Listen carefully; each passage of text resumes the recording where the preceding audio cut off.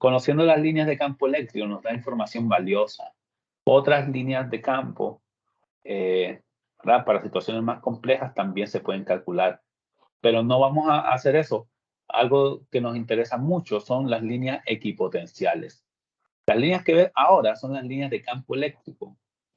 Las líneas equipotenciales son líneas donde el potencial es constante y estas son líneas que son perpendiculares al campo eléctrico. Así que he dejado la línea de campo eléctrico para que se vea el proceso y se vea que estamos haciendo líneas perpendiculares. En cada punto del espacio, imagina perpendicular a esas líneas de campo y vas a darte cuenta, por ejemplo, en el caso de una carga puntual, estas líneas equipotenciales tienen una simetría circular.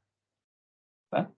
Circular. En cualquier punto, en cualquier región que tenga el mismo potencial va a formar esta figura.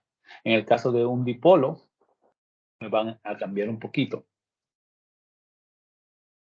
Va alrededor de la carga, más o menos de esta forma. Una siguiente línea va.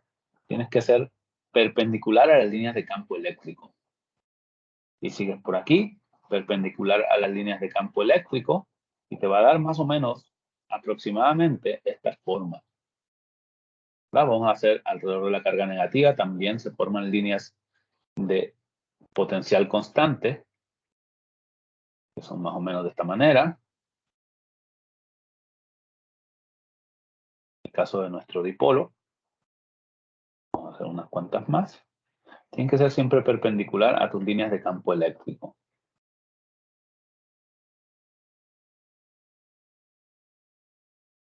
Es importante señalar que el campo es más fuerte donde más cerca están estas líneas equipotenciales.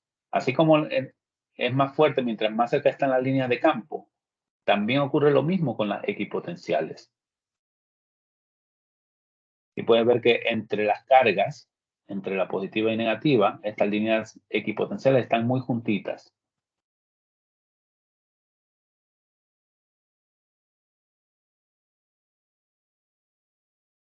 Cuando tú tienes una carga positiva, recuerda que el potencial es positivo. Cuando tienes una carga negativa, recuerda que el potencial es negativo. Y si yo voy de positivo a negativo, en algún momento tendré que tener potencial cero.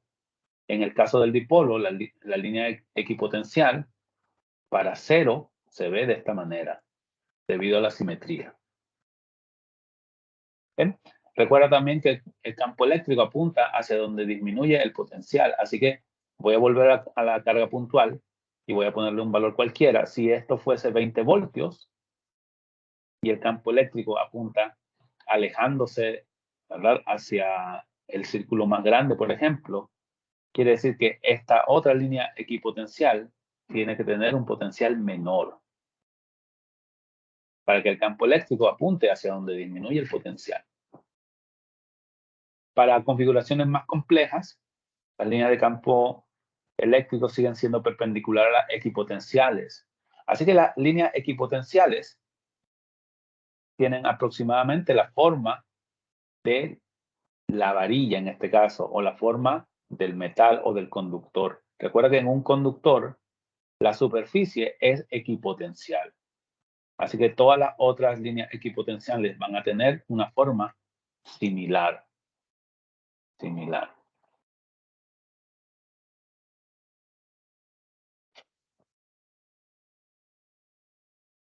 Otro sistema que nos interesa es el de dos placas paralelas. Son placas conductoras donde voy a acumular cargas. Por ejemplo, en una placa puedo acumular cargas positivas, en la otra placa puedo acumular cargas negativas y las mantengo separadas, no las voy a juntar, voy a mantener esta separación y estas cargas quieren atraerse, pero hay una separación entre ellas, así que no pueden saltar de un lado a otro. El potencial de las cargas negativas lo puedo establecer como cero, como mi referencia. Así que el potencial de la positiva podrá tener algún otro valor que sea más alto. Las líneas equipotenciales, en este caso, se verían de esta manera. Recuerda, la superficie es equipotencial, ¿verdad? Esta placa y esta otra placa son equipotenciales, así que las demás líneas equipotenciales tendrán la misma forma.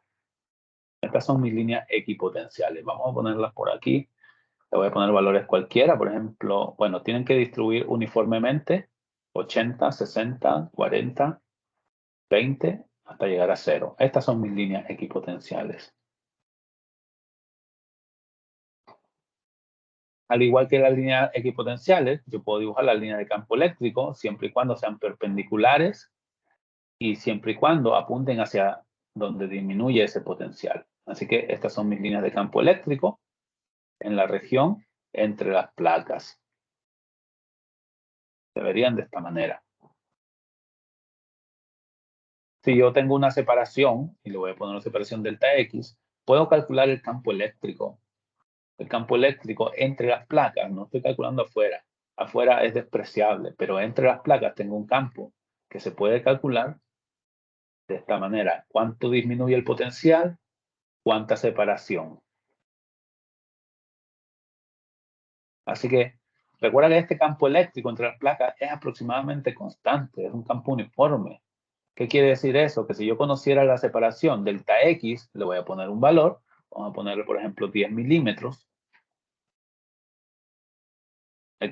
El campo eléctrico, fíjate, en esta expresión donde tú tienes y vector unitario, estoy poniendo la flechita al campo eléctrico. Esto es como vector, completamente como vector.